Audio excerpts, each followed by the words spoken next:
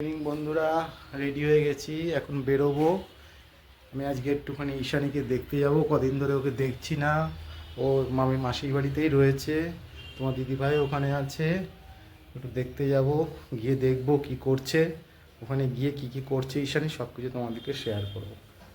অবশেষে পৌঁছে গেলাম ঈশানীর মাসির বাড়িতে। ভেতরে গিয়ে দেখবো ঈশানী কি করছে, তোমাদেরকে সব কিছু শেয়ার করবো। ভেতরে এলাম, এসে দেখছি ঈশানী ঘুমাচ্ছে। বন্ধুরা এই দেখো ঈশানী কীভাবে ঘুমাচ্ছে, বলে সারাদিন আজকে ঘুমায়নি, ওই জন্য দেখো শুয়ে এরকমভাবে শুয়ে আছে। দেখো এদিকে গিয়ে দেখবো যে তোমার দিদিভাই কি করছে। কি গো, এই যে দিদিভাই দেখো সেজে গুজে এখন কোথাও যাবে হয়তো, তার জন্য রেডি হয়েছে। এদিকে শাশুড়ি মা দেখো ফোনে কথা বলছে কারোর সাথে। ঠিক আছে বন্ধুরা, আর যা যা হচ্ছে তোমাকে সব শেয়ার করবো। বন্ধুরা দেখো ঈশানী ঘুম থেকে উঠেছে, উঠে আমার কোলে আছে, এই যে ঘুরছে আমার কোলে এসে।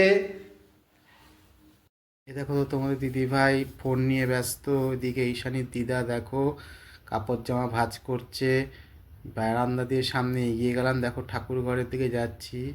দেখো ঠাকুর ঘরে কি সুন্দরভাবে সাজিয়ে পুজো দিয়েছে মাসি, ঈশানীর মাসি। এদিকে এক দিদা এসছে ঈশানীর খোঁজ নিতে। বন্ধুরা বাড়ি চলে এলাম, এখন ওপরের দিকে যাব। এখন এই পর্যন্তই, আবার আগামীকাল তোমাদের সঙ্গে নতুন ব্লগে দেখা হবে।